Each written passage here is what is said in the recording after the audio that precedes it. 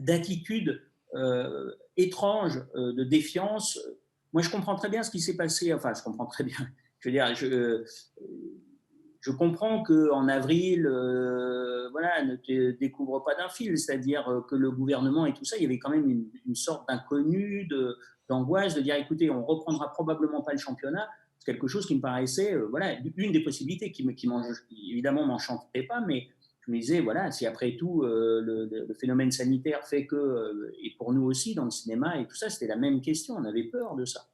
Et puis, quand on a vu que le déconfinement prenait une autre tournure, qu'il y avait possibilité, qu'il y avait des choses à faire, je n'ai pas compris cette espèce de position un peu intransigeante de la part de la ministre des Sports, de la part des institutions, peut-être de certains présidents, je ne suis pas dans le secret des dieux, mais tout à coup, je me suis dit, mais c'est bizarre que personne ait envie de dire, ah ben c'est cool, on va pouvoir y aller. Finalement, on va pouvoir faire comme l'Espagne, l'Italie, faire comme l'Allemagne, l'Angleterre, et d'avoir une sorte d'attitude de dire non, non, non, on a dit non, c'est non.